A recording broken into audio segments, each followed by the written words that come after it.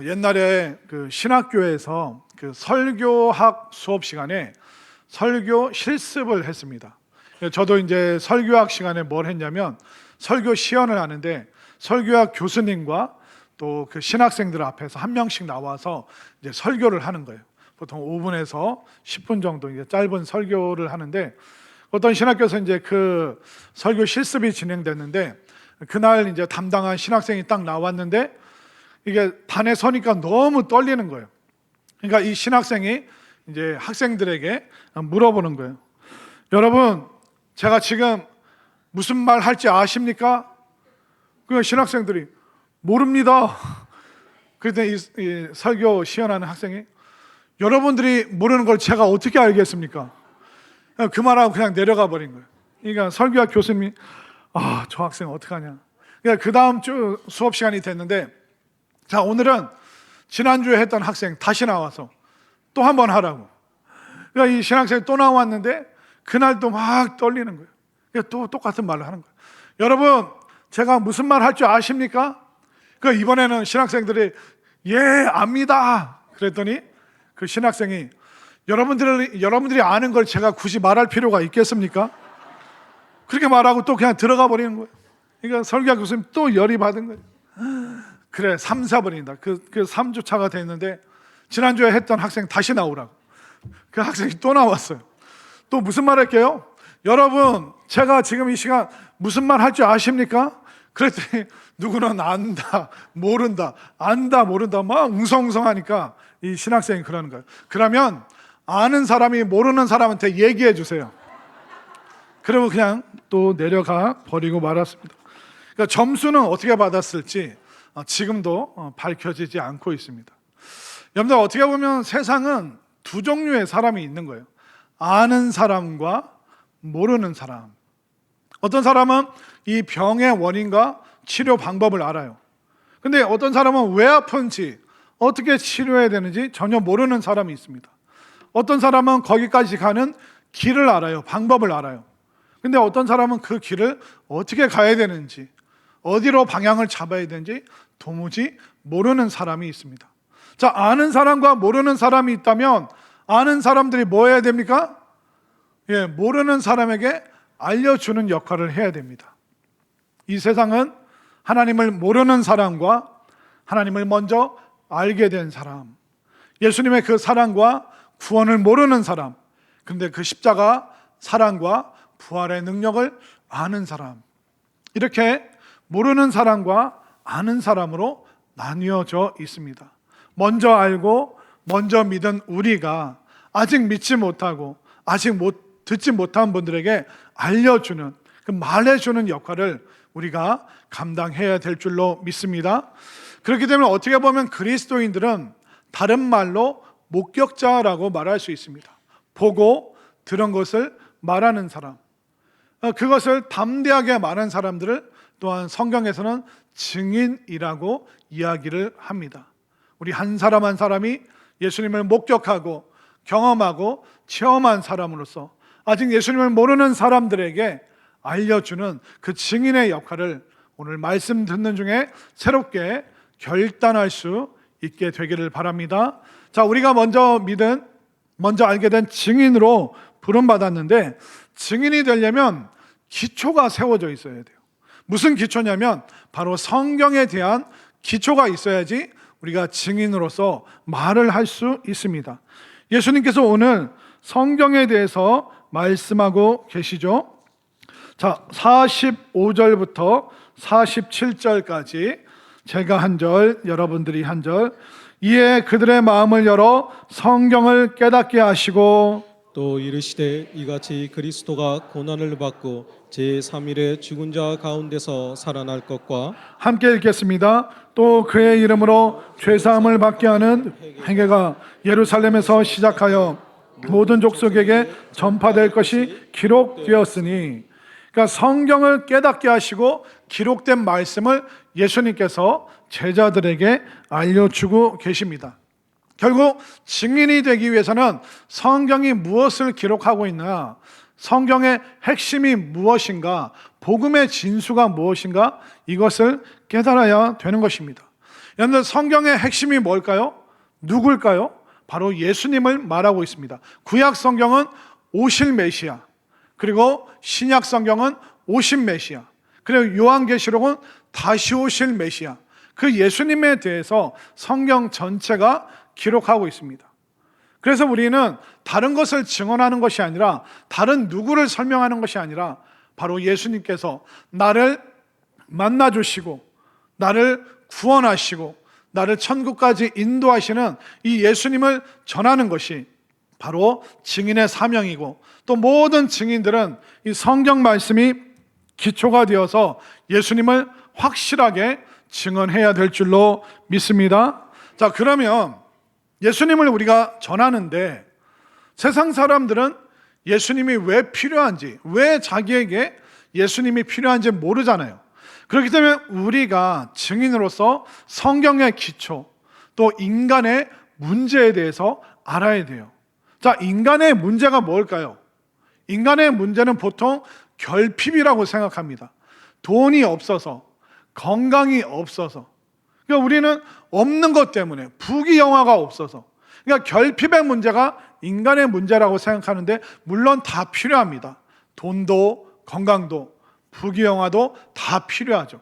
근데 궁극적으로, 핵심적으로 인간의 문제는 뭐냐면 죄로 인해서 하나님과 단절된 상태. 그러니까 이 땅에서의 결핍도 문제인데 더 궁극적인 인간의 문제는 하나님과의 단절. 하나님과 우리 사이가 죄가 가로막고 있기 때문에 우리가 하나님을 느낄 수 없고, 우리가 하나님의 음성을 들을 수 없고, 근데 이 세상 사람들은 이것을 전혀 모른다는 거예요. 세상 사람들은 결핍의 문제가 인생의 문제의 전부라고 생각합니다. 그러나 인간의 근본적인 문제는 하나님과의 단절, 영원한 생명을 주시고 우리에게 풍성함을 공급하시는 그 하나님을 모르는 상태로, 하나님을 만나지 못한 상태로 세상 살다가 허무하게 끝나버리는 것, 이게 바로 인간의 문제라는 것이죠. 그래서 사람은 어떤 행위나 행동의 그런 죄보다 하나님을 반역하고 하나님을 모르고 하나님을 반대하고, 그것이 어떻게 보면 우리의 더 심각한 문제라는 것입니다. 그렇기 때문에 단절된 하나님과 이 관계를 연결해 주시는 분이 누구십니까? 바로 예수님이죠. 그래서 성경이 말하는 예수님, 인간의 문제를 해결해 주시는 예수님, 이 단절의 문제를 다시 회복시켜 주시는 예수님. 그래서 우리가 교회를 다닐 때 예수님을 누구로 믿느냐, 이게 제일 중요합니다. 긴 시간 교회를 다녔음에도 불구하고 예수님을 요술 지팡이, 내가 필요할 때 잠깐 갖다 쓰는 민간 처방, 그런 방식으로 우리가 예수님을 알아서는 절대로 안 되는 것입니다. 그래서 성경의 기초가 예수님인데 그 예수님을 내가 누구로 믿느냐에 따라서 우리가 증언하는 말의 내용이 완전히 달라지는 것이죠. 우리는 어떤 기독교의 사상을 믿는 게 아닙니다. 바로 예수님이라는 존재, 우리를 구원하시기 위해서 이 땅에 오셔서 놀라운 일을 행하신, 이 땅에서 하신 그 사역하신 그 예수님을 우리가 믿는다는 것을 꼭 깨달으시기를 바랍니다. 예수님께서 이 땅에서 세 가지 일을 하셨어요. 그게 뭐냐면 제사장과 왕과 그리고 선지자의 일을 하셨어요. 그러니까 구약의 율법을 완성하셨다. 그 뜻이 뭐냐면 제사장으로서, 왕으로서, 선지자로서 이 땅에서 사역하시고 일을 하셨습니다. 제사장의 역할이 뭐예요? 바로 하나님과 죄인 사이에 그 제물을 하나님께 바침으로 말미암아 그 제물을 받으시고 그 죄인을 용서하시는 그 중간 역할을 하는 사람이 제사장이에요. 그런데 예수님께서는 하나님과 우리 사이, 단절된 우리를 어떻게 이어 놓으셨는가? 바로 예수님께서 대제사장 되실 뿐만 아니라 친히 제물이 되셔서 십자가에서 하나님의 사랑과 하나님의 공의를 보여주셨죠. 그래서 십자가에서 우리의 모든 죄를 떠안으셔서 죄인 되시고, 또 의로우신 예수님께서 그 흠없음을 우리에게 주셔서 죄인인 우리를 의롭게 하시고, 그래서 예수님께서는 구약의 제사장이 하는 그 역할을 온전히 감당하셨기 때문에 그 예수님을 우리가 믿는 것입니다. 그리고 예수님은 이 땅에서 왕으로서의 사역을 하셨습니다. 왕이 하는 역할이 뭡니까? 통치하고 다스리는 역할이에요. 그 권세를 가지고 다스리는 거예요.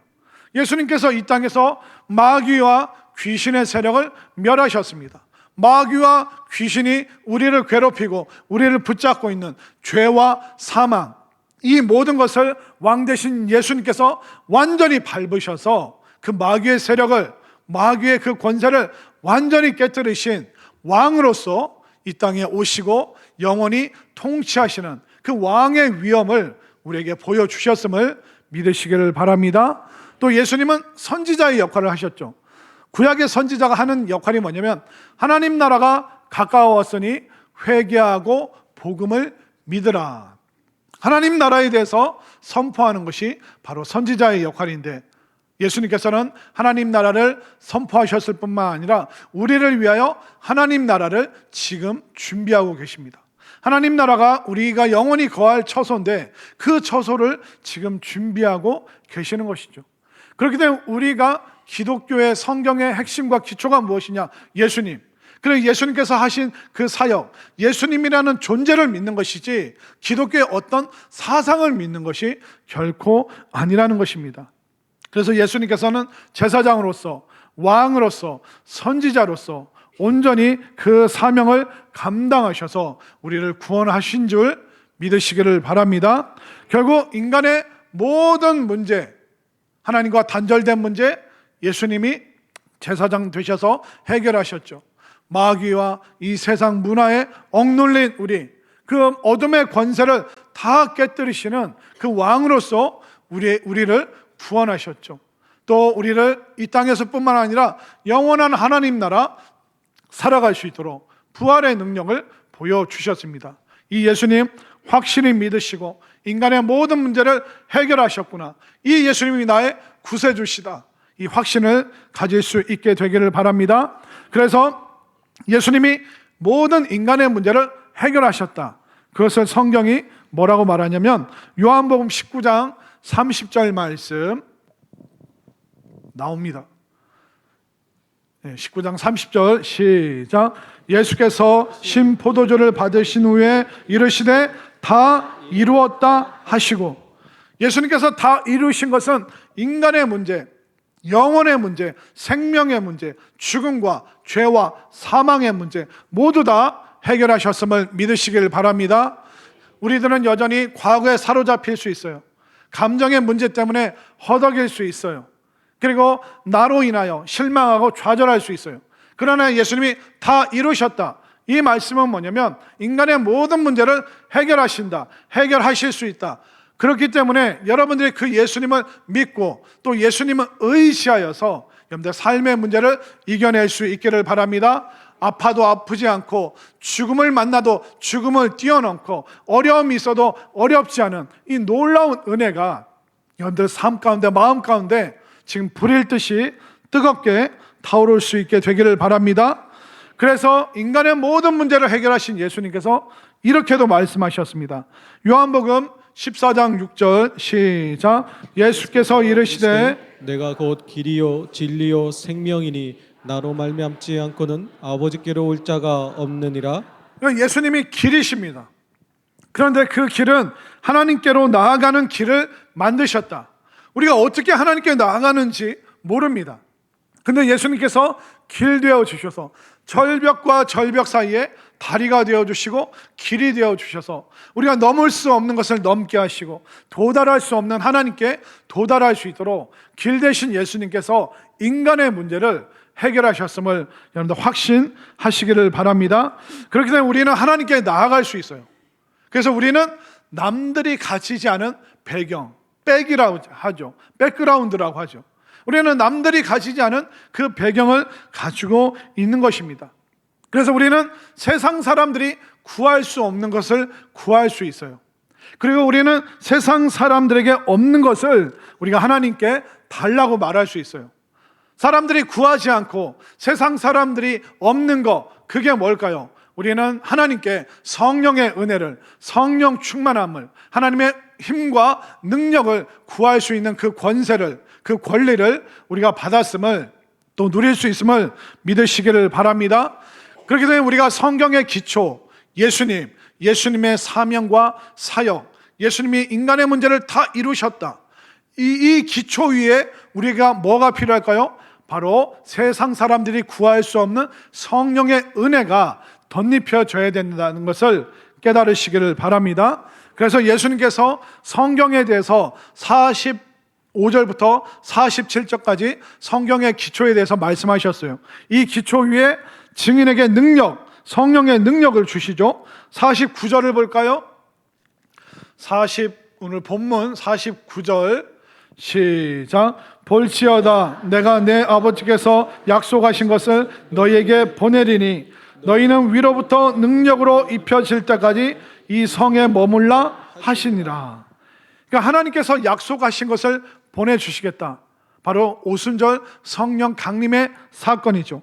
그리고 위로부터 능력으로 입혀질 때까지, 위로부터 능력이 임할 것이다. 성경의 기초, 성경의 핵심, 그 복음을 가지고 있는 너희가 이제 그 기초 위에 능력을 쌓아야 된다.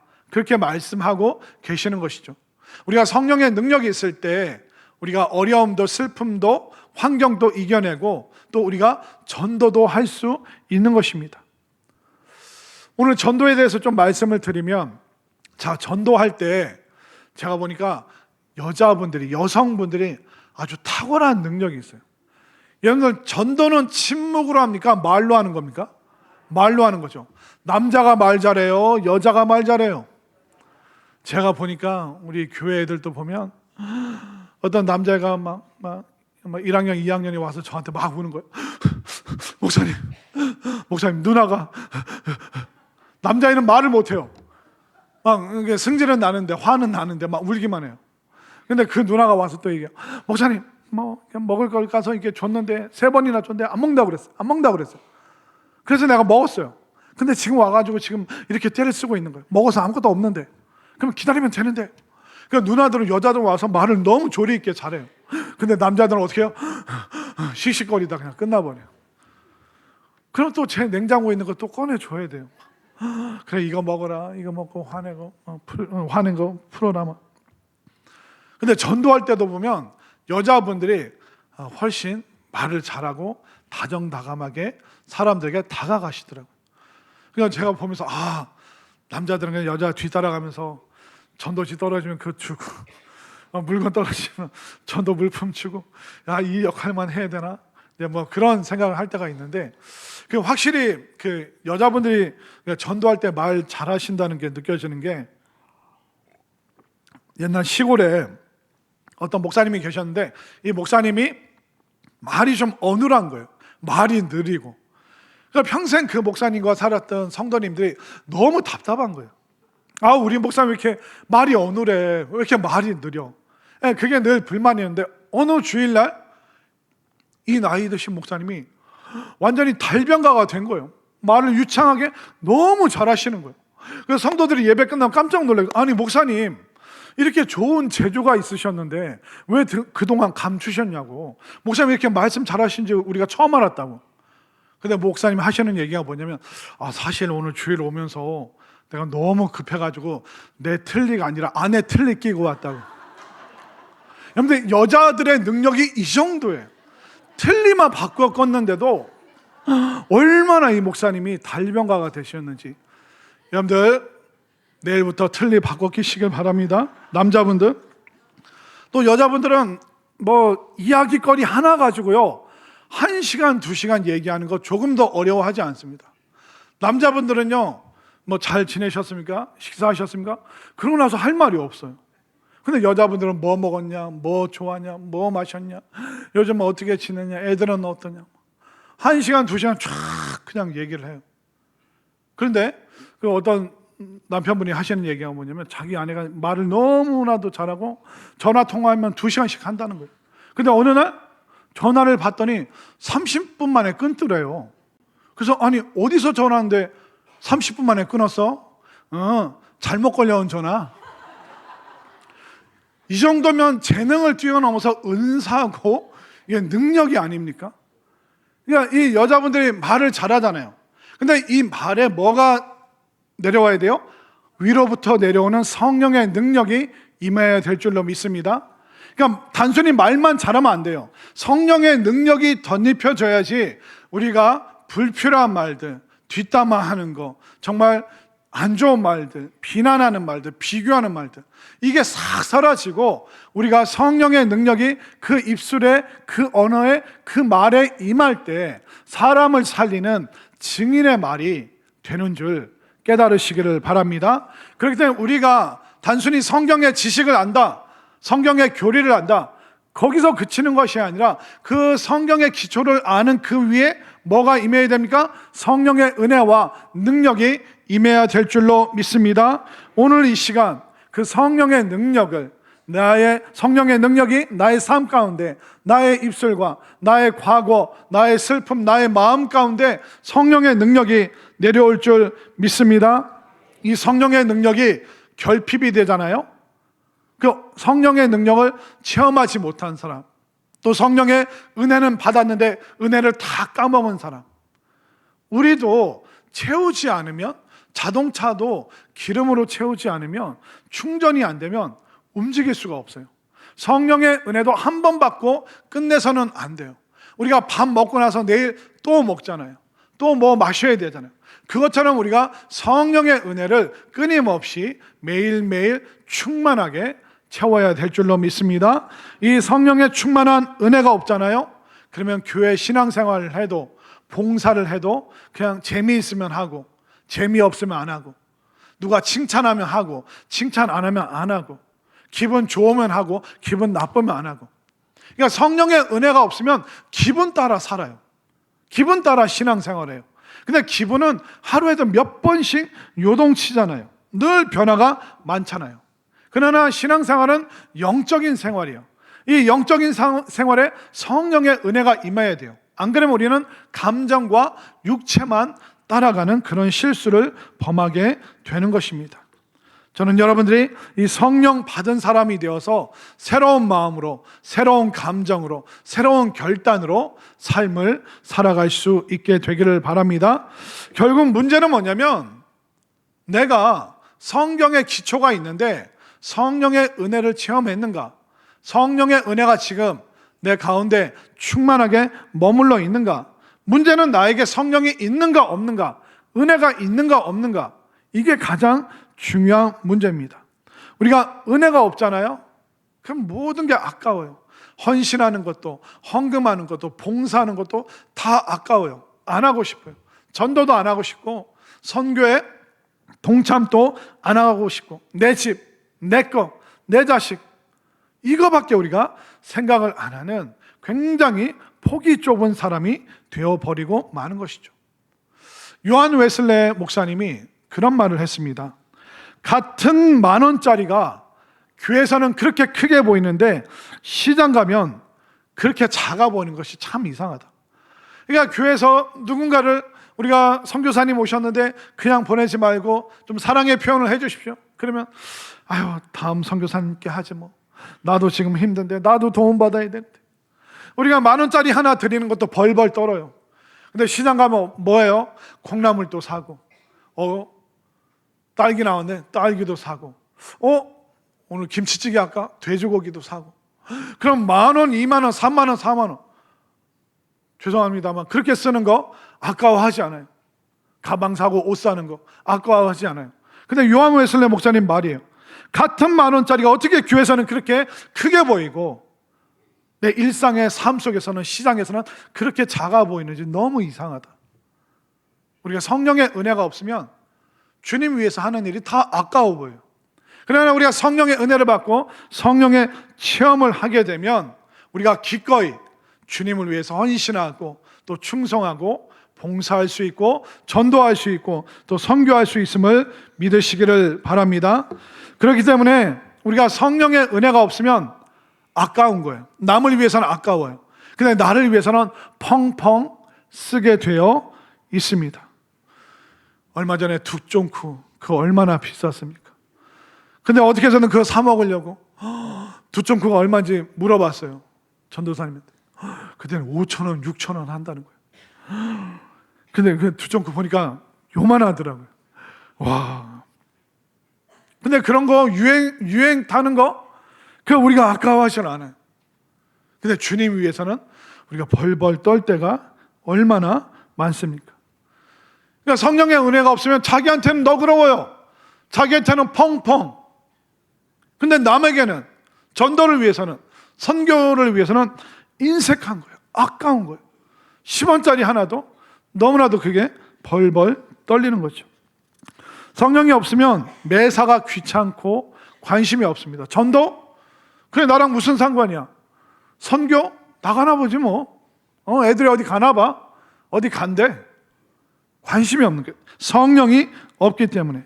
저는 여러분들이 성령의 은혜 받아서 정말 주님을 위하여 헌신할 수 있는, 주님 위하여 전도하고 선교하고 정말 신앙생활 가운데 정말 말할 수 없는 그 하늘의 기쁨이 여러분들에게 넘칠 수 있게 되기를 바랍니다. 그러면 이 성령을 어떻게 받느냐? 예수님께서 어떤 장소를 얘기하십니다. 바로 성전. 성경에 기초가 있다면 성령 받아라. 성령을 어디서 받느냐? 바로 성전에서 받을 수 있다 말씀하십니다. 성령 받기까지 기다려야죠. 어디서? 자, 50절부터 53절 말씀까지, 자, 50절부터 53절까지 제가 한 절, 여러분들이 한 절. 예수께서 그들을 데리고 베다니 앞까지 나가서 손을 들어 그들에게 축복하시더니 축복하실 때 그들을 떠나 하늘로 올려지시니 그들이 그에게 경배하고 큰 기쁨으로 예루살렘에 돌아가 늘 성전에서 하나님을 찬송하니라. 아멘이죠. 성령을 받기까지 어디 머물러 있어라? 성전에. 그래서 제자들이 늘 성전에서 하나님 예배하고 하나님께 기도하고 찬송하면서 머물렀다. 성전에서 성령 받기를 기다렸다 말하고 있습니다. 성전이 뭐냐면 하나님이 그 백성들을 만나 주시는 곳이에요. 기도 가운데 하나님이 백성들을 만나시는 곳이 성전이에요. 이사야 56장 7절 말씀 시작. 내가 곧 그들을 나의 성산으로 인도하여 기도하는 내 집에 그들을 기쁘게 할 것이며 그들의 번제와 희생을 나의 제단에서 기꺼이 받게 되리니 이는 내 집의 만민이 기도하는 집이라 일컬음이 될 것임이라. 나의 성산으로 인도하여. 여러분들이 계신 교회 이름이 뭡니까? 하나님께서 여러분들을 성산으로 인도하신 줄 믿으시기를 바랍니다. 그 성전에서 내가 너희들의 기도를 받고 너희들에게 기쁨을 줄 것이다. 너희들을 축복할 것이다. 바로 성전은 하나님을 만나는 장소고 우리가 교회에서 하나님을 뜨겁게 체험하고 이 성전에서 기도할 때 성령이 내려오시는 줄 믿으시기를 바랍니다. 결국 우리가 하나님과의 사귐을 위해서는 장소가 필요해요. 여러분들이 친구를 사귀고 연인을 사귈 때 장소가 필요하잖아요. 우리가 식당에서 사람들을 만나죠. 또 커피숍에서 그 정다운 대화를 하면서 사귐이 있죠. 그리고 어디 놀러 가자. 또 목적지라는 그 장소를 정해서 함께 가면서 하하 호호 웃으면서 그 목적지 그 장소까지 나아가면서 사귐이 있는 거예요. 물론 무소부재하신 하나님, 아니 계신 곳이 없으신 그 하나님을 어디서나 만날 수 있죠. 그러나 우리의 감정과 우리의 생각과 우리의 모든 에너지가 하나님께 집중될 수 있는 가장 좋은 곳이 바로 성전, 교회임을 믿으시길 바랍니다. 이 교회에서 우리가 주님께 집중하고 주님과의 그 사귐을 이곳에서 풍성히 갖고 또 이곳에서 기도할 때 바로 하늘로부터 위로부터 내려오는 능력, 성령의 능력을 우리가 받을 수 있음을 믿으시기를 바랍니다. 우리 인생이 무너지는 이유가 뭐예요? 돈과 상황과 환경 때문이기도 합니다. 그런데 사람의 마음이 무너지는 이유는 뭐냐면 하나님과의 사귐이 없기 때문에. 우리가 IMF 때 절망하고 좌절하고 모든 걸 다 잃었을 수도 있어요.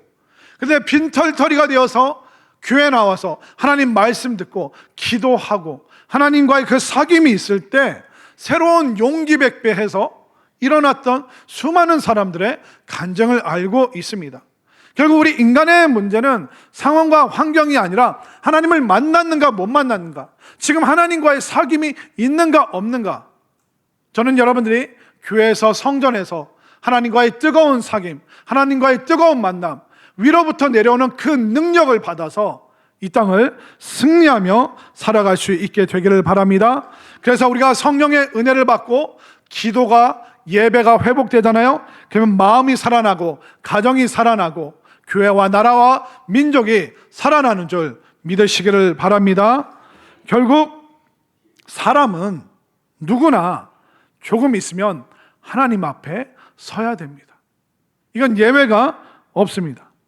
근데 그 사람이 하나님 앞에 섰을 때 의인으로 서느냐 죄인으로 서느냐에 따라서 그 영원한 상태가 완전히 달라지는 거예요. 이 땅에서 아무리 오래 살았고 이 땅에서 아무리 호의호식했어도 의인이 되지 못한 상태로 하나님 앞에 나아간다면 그거는 너무나도 두려운 일이라는 것입니다. 먼저 믿은 우리, 먼저 의인된 우리, 먼저 증인된 우리가 해야 될 게 뭘까요? 모르는 사람들, 하나님과의 사귐, 하나님 나라, 하나님의 구원을 모르는 사람들에게 이제 말할 수 있는 그 능력이, 전도할 수 있는 그 마음이 여러분들에게 불일 듯이 일어날 수 있게 되기를 바랍니다. 그래야 성령 받고 기도하고 은혜 받아서 전도하는 것이 부담스러운 일이 아니라 자연스러운 일이고, 또 내가 교회 다니는 사람, 예수님 믿는 사람, 하나님 따라가는 사람이라는 그것을 삶 속에서 증명할 수 있는 증인들이 되어주시기를 간절히 소망합니다. 이 시간 우리